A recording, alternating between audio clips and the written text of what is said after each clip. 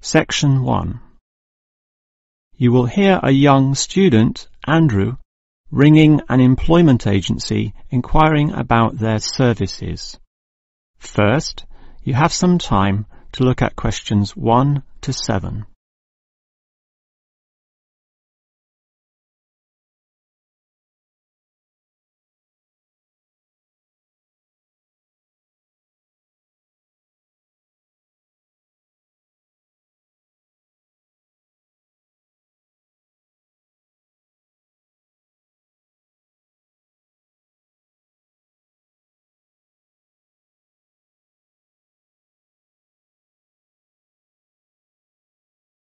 You will see that there is an example that has been done for you. On this occasion only, the conversation relating to this will be played first. Hello, is this the AAA employment agency? Yes. Hi, I rang before. My name's Andrew Peterson. I rang you earlier and gave you my personal details. The student's name is Andrew Peterson, so Peterson has been written in the space. Now we shall begin. You should answer the questions as you listen, because you will not hear the recording a second time. Now listen carefully and answer questions 1 to 7. Hello, is this the AAA employment agency? Yes. Hi, I rang before. My name's Andrew Peterson. I rang you earlier and gave you my personal details. If you remember, I'm that student looking for work during the summer holidays. Oh, sure. Actually, I have your file right here. But we still need to add some further information. Yeah, that's what they told me, and that's why I'm ringing. What do you need to know? Well, we have to know your main level of education. It's a degree, I suppose. Yes, but I'm still doing it in engineering. It's quite interesting. Some of my friends are studying computing, though, so I'm interested in that also. Well, I'll just write in your main degree subject, engineering. We usually have a demand in computing, though. Have you worked with computers before? No, I just do some programming for fun at the university, but I almost got a job as a computer designer once. Actually, the only job I've ever had was as a car salesman, believe it or not. Well, at least you've had experience dealing with customers. What about hobbies, though? Sometimes they can help develop useful skills. In my free time I don't do much, mostly study. I play chess occasionally at the university chess club. That's right next to the tennis courts, but I'm not interested in that. Chess helps develop analytical skills, so I'll put that down. Of course, it's your main skills that employers want to know about. What would you say they are? Well, I'm in my 3rd year now, studying electrical machines and generating systems, but I'd say electronics is my best skill, much better than, say, my machine skills, which aren't so good, actually. Okay, machine skills are in demand, but so too are electronic ones, so we might be able to find you a part-time job in that field. But what sort of money do you expect to get? Oh, anything, really. I'd want the standard payment, let's say. What's normal? 1,000 a month? 1,500? I'll just put $1,200, okay? That's fine by me. When can you start? Say, within 2 days? Easily. Actually, less. In fact, just give me a ring and I'll be able to start immediately. Although I admit it'll take me a few days to get used to getting up early in the morning. Okay, that's just about it. Unless you'd like to add anything else which may help with your application? Not really. I ride a motorbike, but that's unimportant. I'm friendly, but every applicant claims that, right? I can speak another language. Ah, that might be useful, depending on the language. Is it Chinese? A Chinese speaker would go down well. Spanish, I'm afraid. You see, I grew up with some friends who came from South America. Okay, I'll write that down, but I don't think it will help that much, sorry to say. Before you hear the rest of the conversation, you have some time to look at questions 8 to 10.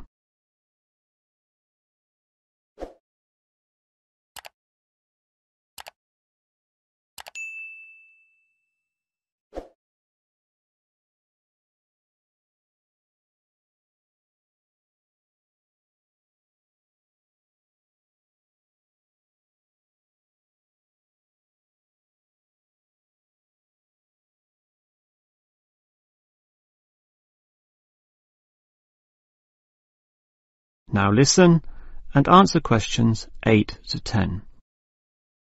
Well, thanks for your help and hopefully I'll get a job soon. But can I just ask one more question? Sure. What basically are employers looking for when they interview someone? Oh, many things. Being hardworking, diligent and focused on your job is good. But surprisingly, it often means you can't see the bigger picture or provide suggestions which help the company move forward.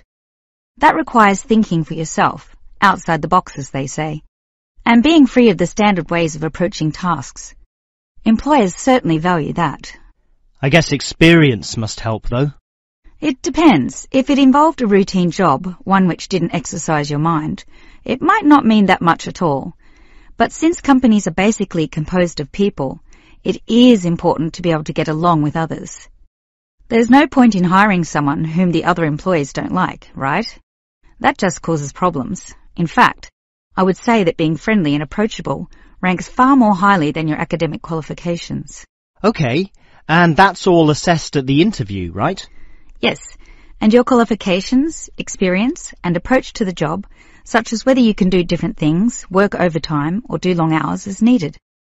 But those latter qualities are pretty much standard. What may be more important is based on the fact that things inevitably go wrong. Mistakes are made and someone's got to fix them in a way that creates the least disturbance. People with demonstrated abilities to do this are certainly regarded highly. I see. That's very interesting. That is the end of section 1. You now have half a minute to check your answers.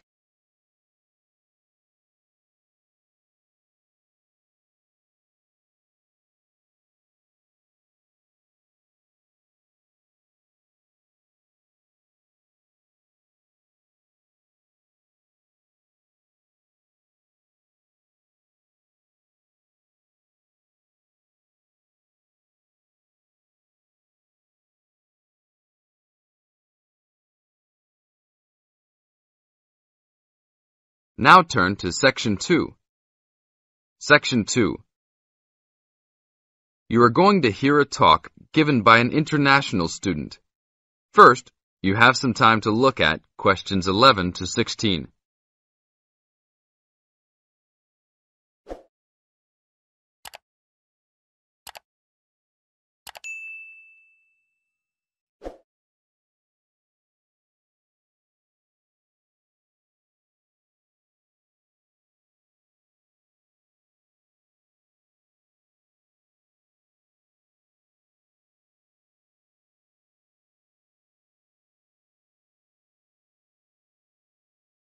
Now listen to the tape and answer the questions. As an international student coming from Sierra Leone, it gives me great honor to give these opening remarks and welcome you all to Ashesi University, where excellence is the code. I believe I speak on behalf of my fellow colleagues when I say we feel that we are the most fortunate and privileged university students in Ghana. You may ask, what is the basis of such a conclusion? And I will simply say to you, in which other tertiary institution in Ghana do you find the same level of IT infrastructure and facilities available to students? Where also do you find such a low ratio of students to lecturers and computers? In which other educational institution do you find 55% of students on some sort of financial aid, who in addition enjoy services and benefits such as job placement after graduation, on-campus employment that pays above the minimum wage, a supply of textbooks, and access to online databases? Ladies and gentlemen, there is no other institution of higher education in Ghana today that matches the learning environment and the quality of instruction at Ashesi. I could continue listing reasons why we students feel this way, but I only have 5 minutes for this speech. Believe me, I could go on for hours. At Ashesi, everyone is considered a leader and is treated special. Ashesi equips us with the necessary determination, strength, and belief in ourselves to be able to achieve our goals.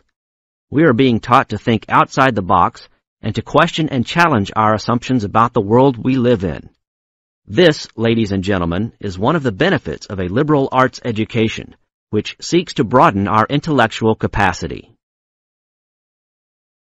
Now look at questions 17 to 20.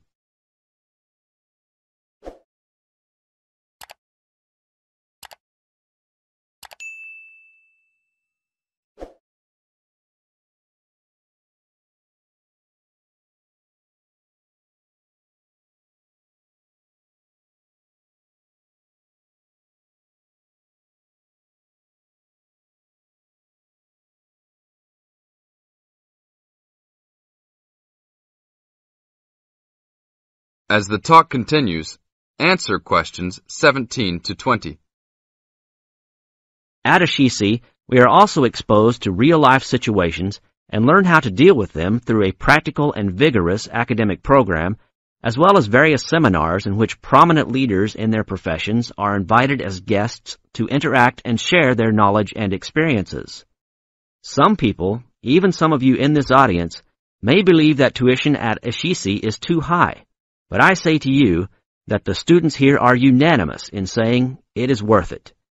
Not because we all come from well-to-do families, but because when it comes to one's education, you need to aim at getting the best from the right place.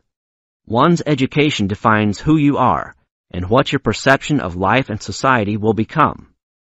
Ashisi offers us a top-quality education which meets high international standards. This is due to the strong linkages the school has established with 3 of the very best schools in the United States, namely Swarthmore College, which is ranked as the best liberal arts school in the U.S., UC Berkeley, and the University of Washington. In addition, Ashisi has recruited an excellent faculty consisting of lecturers from various countries, including Ghana, the UK, and the United States. These lecturers are among the best in their respective academic fields. I believe this is the school's greatest asset, a strong and knowledgeable team dedicated to achieving successful results from their students and who also love their job. I would like to end with a personal message. My fellow students, because we are among the most privileged in our society, we should take responsibility for our own destinies, make our parents proud, and create a legacy for those that follow us and Africa as a whole. We must give back to our society after completing school and achieving our goals in life, which I believe we all can if we properly utilize our time and take advantage of all that is offered here at Ashisi. This is the end of Section 2. You now have half a minute to check your answers.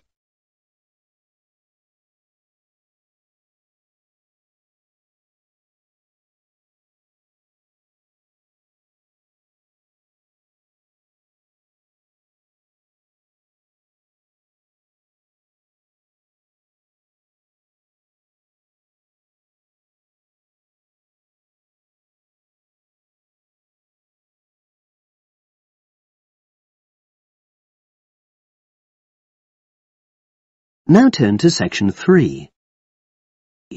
Section 3. You will hear 2 geography students talking. An older student, called Howard, is giving advice to a younger student, called Joanne, on writing her dissertation. First, you have some time to look at questions 21 to 24.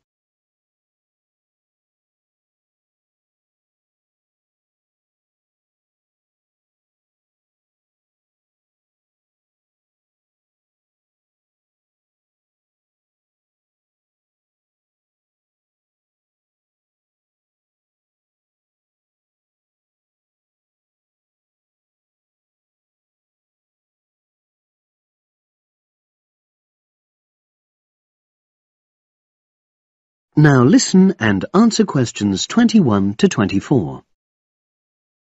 Hi, Howard. I haven't seen you for a while. Hi, Joanne. Yeah, they're keeping us really busy on the postgraduate programme. But how are you? You'll be starting your dissertation soon, won't you? Yeah, tutorials start next week. I've got Dr. Peterson. You'll remember it all from last year, of course. It's not something you forget easily. Oh.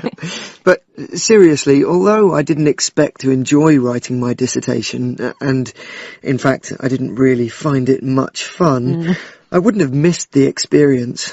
I found it really improved my understanding of the whole degree programme, you know, from the first year on. Right.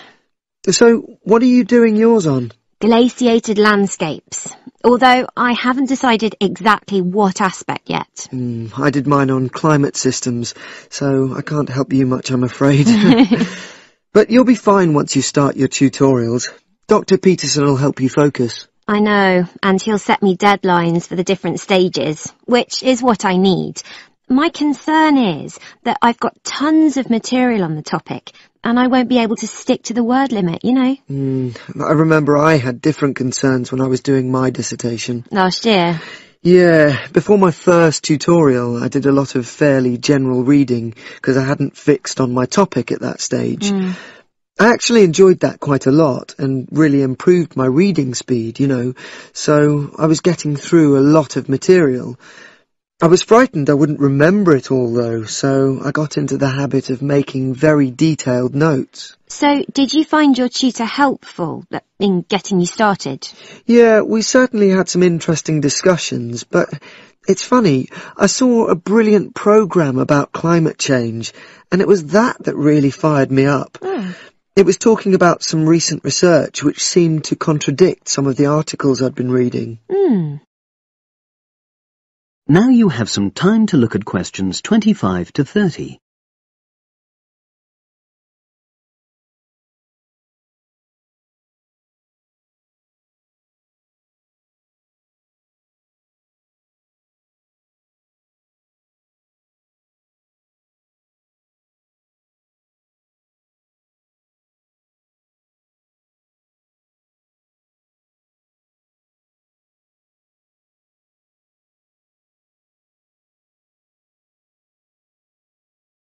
Now listen and answer questions 25 to 30. So you say your tutorials start next week? Yeah. Well, the first month's crucial. You've got to meet your tutor and decide on your focus, but don't become too dependent on him. You know, don't see him every week, only when you want to check something. Right.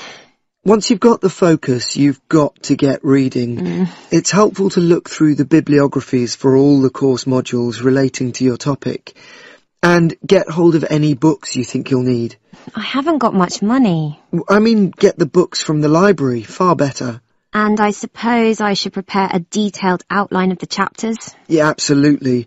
But don't feel you have to follow it slavishly. It's meant to be flexible. OK. Now, I'm someone who likes to get writing quickly. I can't just sit and read for a month. Not like me, then.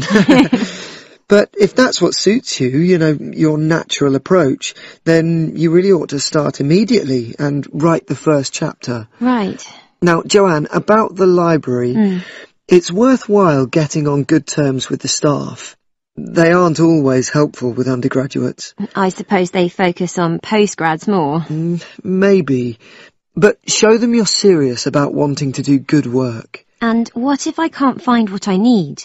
Well, there's interlibrary loans. Borrowing books from other libraries, but I've heard it isn't all that reliable. You're right, but you probably won't need it anyway. Be positive. The library is likely to have most things you need. And during the dissertation writing period, you can take out 15 instead of the usual 10 books. Should I look at previous year's dissertations? You can do. But I won't know which are the good ones. The library only keeps the best, and the staff can advise you. Are they willing to do that? Oh, yeah. And I'm worried about getting journal articles from the electronic library. Well, have you tried to find any yet? No. Well, you should. It's really straightforward. That's obviously something I'll have to look into. Dr. Peterson will help. Yeah, I know I can go to him if I have any worries. Except he will be away in the second month. It's the holidays. You should ask him what to do while he's away. Gosh, yeah. But I suppose I can get a lot of support from course mates. I know a couple of people who are thinking of doing the same topic as me. Take care. Collaboration can become dependency. I think you'd better see how that works out, what the people are like. You're probably right. About other reading, I suppose Dr. Peterson will recommend plenty of good articles to get me started. One thing I'd find out is what his attitude is to internet sources. Surely not in this day and age. I'd better get that sorted out right at the beginning. I would if I were you. And I've also got some questions about the research sections.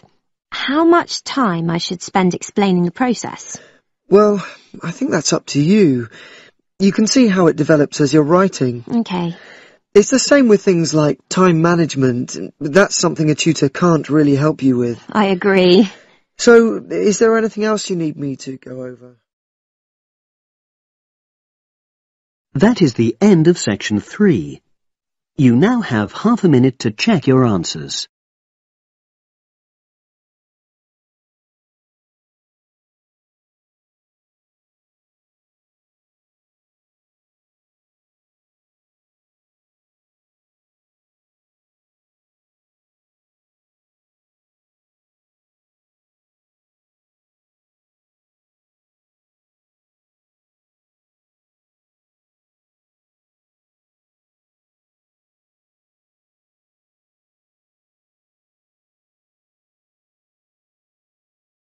Section 4. You're going to hear a short talk about the banks in Britain. As you listen, complete the statements by writing no more than 3 words in the spaces provided. Now you have some time to read questions 31 to 40 first.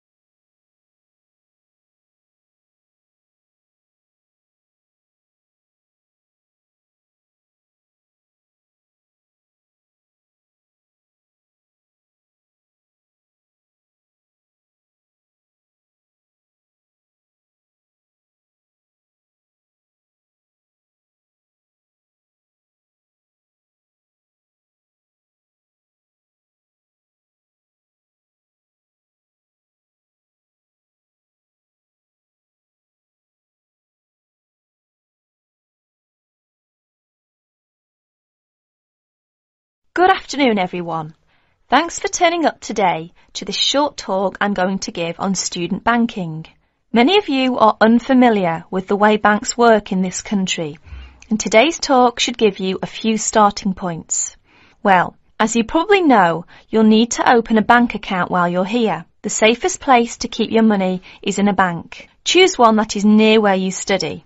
All the major banks in Britain offer special facilities for students, and we'll be only too happy to explain how to open an account. The most useful type of account is a current account. You can pay in money received in any form and then draw it out when you need it by using your checkbook. Writing out cheques in their name can make payments to other people. If you want to draw out cash for yourself, make the cheque payable in your own name or to cash. A cheque crossed with 2 parallel lines is even safer, as it must be paid into a bank account.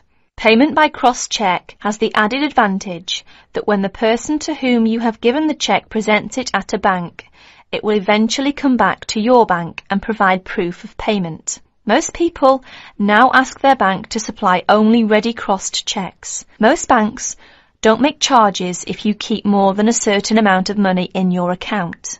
However, you shouldn't overdraw on your account. Withdraw more money than you have in, without the bank's permission.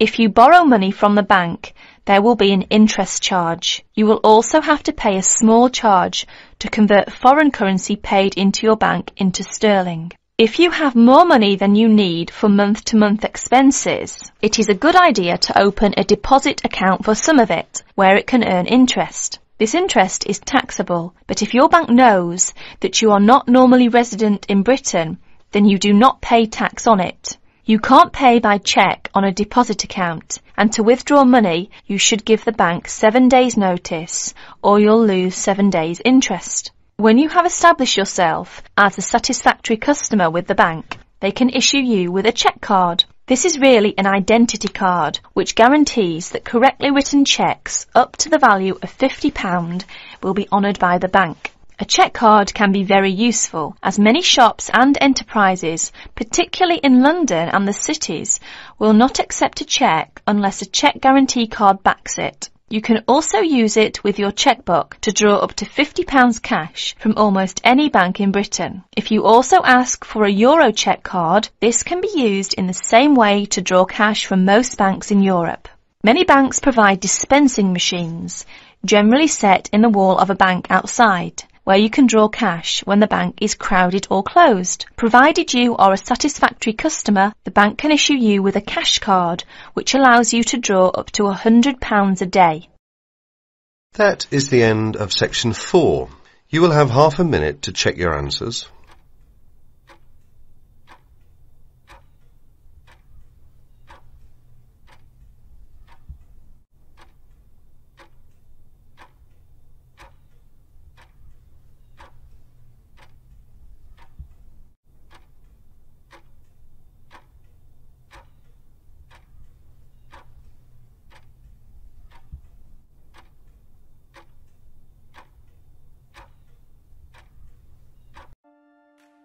That is the end of the listening test. In the IELTS test, you will now have 10 minutes to transfer your answers to an answer sheet.